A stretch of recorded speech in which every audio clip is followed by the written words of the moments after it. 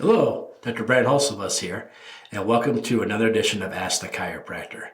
Ask the Chiropractor is my little podcast that I do when someone has a question about chiropractic or chiropractic care. I try to answer. I'm a chiropractor here in Rockford, Illinois. I'm a proud graduate of Palmer College of Chiropractic, and I'm happy to be the team chiropractor of the Rockford Ice Hogs. Let's dive into it.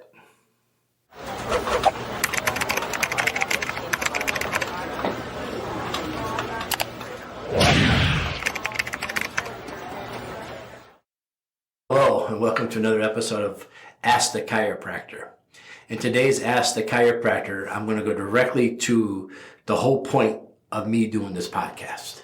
This whole podcast started because a patient of mine was told that they shouldn't see a chiropractor for what was going on with their healthcare problem. And we started taking care of them, and they got better so quick, and they got better so fast, and they've been walking around years with this condition, this problem. And if they would have came to see me years ago, they would have benefited for the last several years instead of being miserable. So the whole point of this podcast is, if you have a question about a chiropractic or chiropractic care, you should always ask a chiropractor. We are the only ones trained. So a patient comes in and says, I'm here, but I got to warn you, my doctor told me not to come see you yet, and I'm recovering from something. This person was recovering from a hip surgery. They had their hip replaced, and they had a headache up in their neck. So I'm going to adjust their upper neck for their headache, for their C1, their atlas, to help out with the headache. And they told them not to come to see me because of their hip, so they stopped coming to see me because of their hip. And to me, I don't understand why doctors say this. I never understood it, because here in my town, we have a medical school. They graduate pre-med and they go into medical school, and they leave medical school and they go do their residency. In this medical school, I asked the teachers and I asked students who go there, what do you learn about chiropractic? You know what they told me?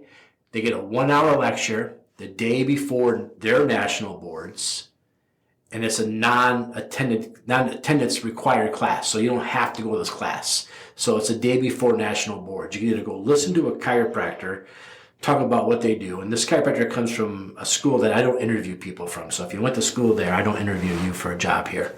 That's all I'll say about that school. Not Palmer, a different school nearby. And they get a 1-hour lecture from a professor from that college on what chiropractors do and don't do. And it's a non-required class before national boards. Now, I took national boards to become a chiropractor. And I'll tell you what, if I had to be at school that day, I was home studying for national boards. I wouldn't care about something like that. I probably would have blown it off. And the students I talked to and the people I know that go to school there, they all blew it off because, one, they knew me, so they didn't have to go. But national boards is so important they didn't go.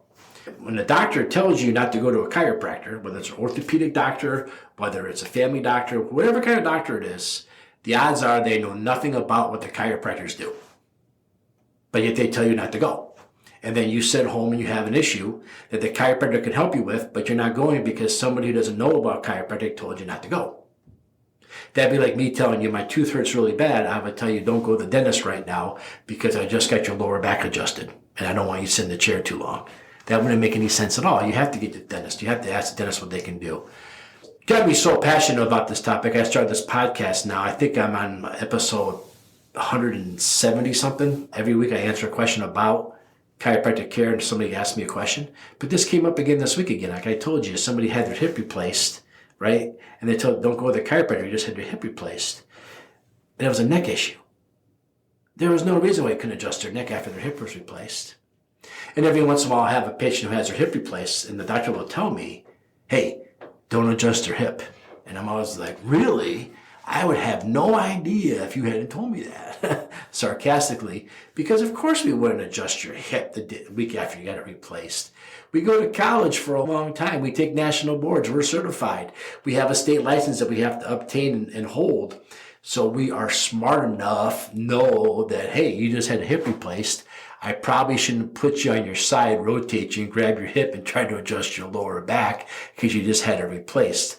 We're not that foolish. I'm going to keep this PG and say foolish.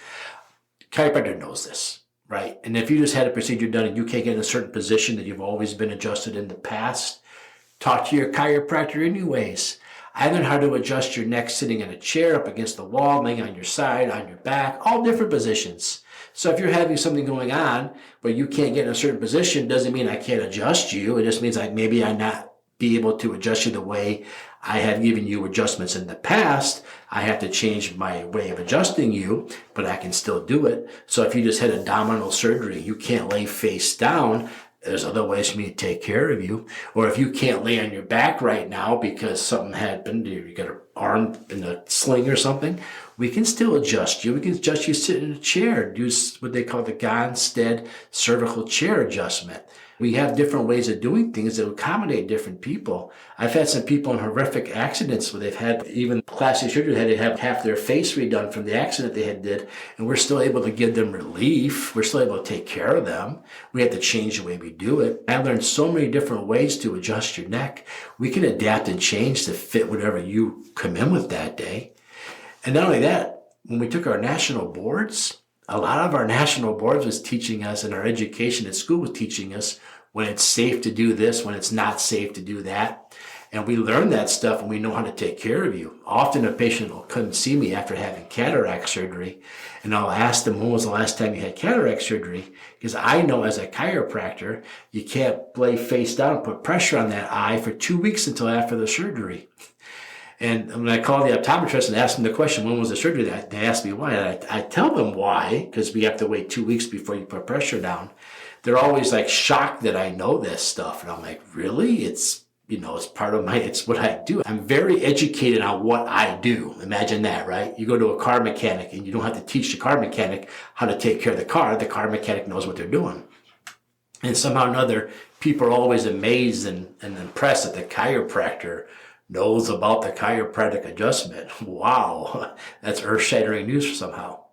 So if you ever have a doctor tell you that you shouldn't go to the chiropractor because you just had something done, the one thing is you really want to ask is, what part of the chiropractic adjustment shouldn't I do?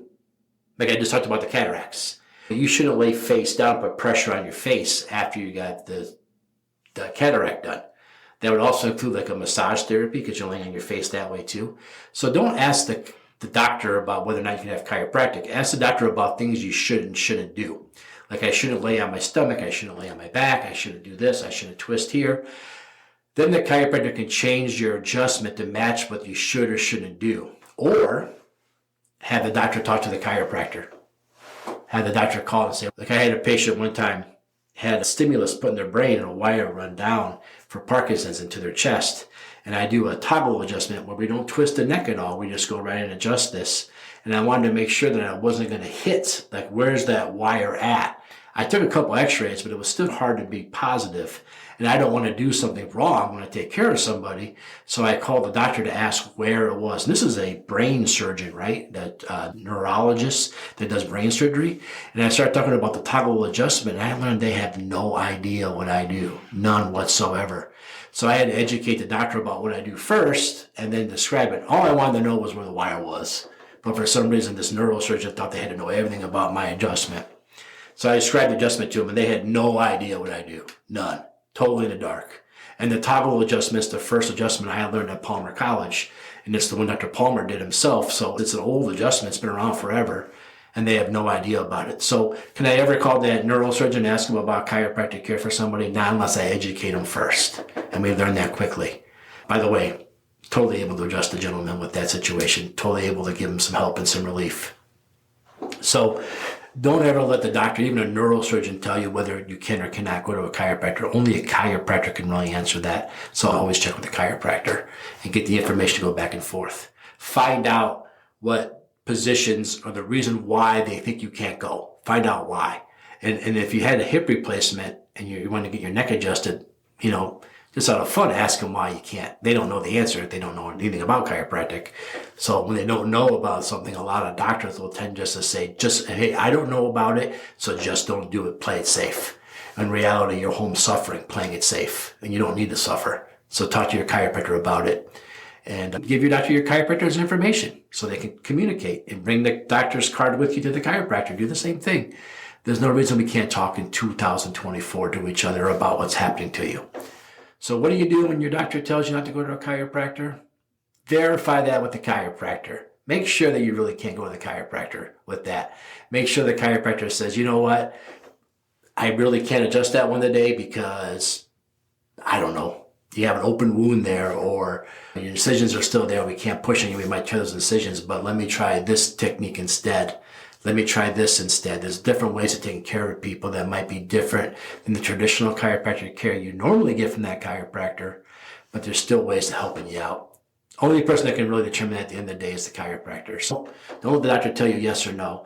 Ask the doctor, what do you want me to avoid specifically? Not only that, but you might be doing it somewhere besides the chiropractor. So ask, what do you want me to avoid specifically? Bring that information to the chiropractor. Hey, the doctor just doesn't want me to lay face down. The doctor doesn't want me to twist my lower back at all. And the chiropractor can change the technique and the way they adjust you to accommodate what you need. So there's no need to suffer for a reason somebody told you that doesn't actually know. Don't let someone's ignorance on a subject make you suffer. Go to the expert. All right, everybody. And you can always ask me. You can always leave a comment or a post below where you're watching, listening to this, or hearing this, and I'll be happy to get back to you more on this topic. All right, everybody. Stay healthy, stay safe. Remember, if you have a question about chiropractic or chiropractic care, after listening to this, hopefully you know the answer already. Ask a chiropractor. Thank you.